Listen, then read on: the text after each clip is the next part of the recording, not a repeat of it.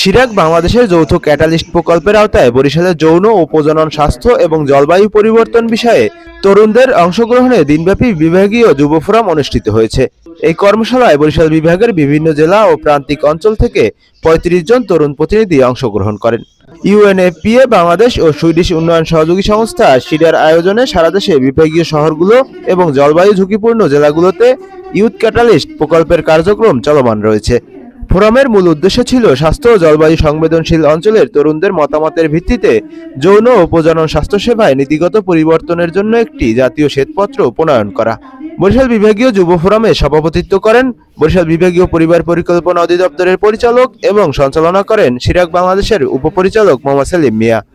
কর্মশালায় অতিথি হিসেবে উপস্থিত ছিলেন Barishal civil surgeon doctor S M. Manjuri Elahi, Barishal বিভাগীয় পরিবেশ অধিদপ্তর পরিচালক মোহাম্মদ মুজাহিদুল ইসলাম, বরিশাল পরিবার পরিকল্পনা অধিদপ্তর উপপরিচালক মেহবুব মোর্শেদ, বিভাগীয় মহিলা বিষয়ক অধিদপ্তর উপপরিচালক মেহেরুন্নাহার মুন্নি। উক্ত কর্মশালায় দলভিত্তিক আলোচনা পরিচালনা করেন সিরাক বাংলাদেশের প্রোগ্রাম লিড শাহিনা ইয়াসমিন ও অ্যাডভোকেসি স্পেশালিস্ট মিজানুর রহমান আকন্দ। আরও উপস্থিত ছিলেন ওমর ফারুক খান, রুহিয়াত তাসনিম এবং এনামুল হক রনি। তরুণ অংশগ্রহণকারীরা কাঠামোবদ্ধ প্রশ্নপত্রের মাধ্যমে মতামত প্রদান করেন, যার ভিত্তিতে বিশেষজ্ঞরা প্রাসঙ্গিক নীতিগত সুপারিশ তুলে ধরেন। আশা করা হচ্ছে এই সুপারিশসমূহ ভবিষ্যতে জাতীয় নীতি নির্ধারণে গুরুত্ব সহকারে বিবেচিত হবে।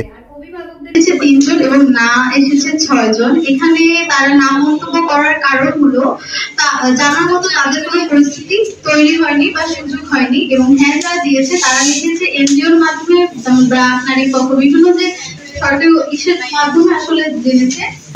হীনমন্যতা আছে, তথ্য কেন্দ্রের প্রচারণা না করা এটা আছে, এবং সচেতনতার অভাব আছে। সামাজিক দৃষ্টিতেই দেখা যায়, একটু ছোট করে দেখা হয়, যেমন তৃতীয় লিঙ্গের মানুষজনদের একটু গ্রহণযোগ্যতা কম থাকে সমাজে, তাদের সব জায়গায় প্রবেশাধিকার থাকে না। তথ্য শিশু যারা যদি আসে তাদেরকে আমরা একটু সাইড করে রেখে দিই, মানে সবকিছুতে তাদের যে একসেপ্টেন্স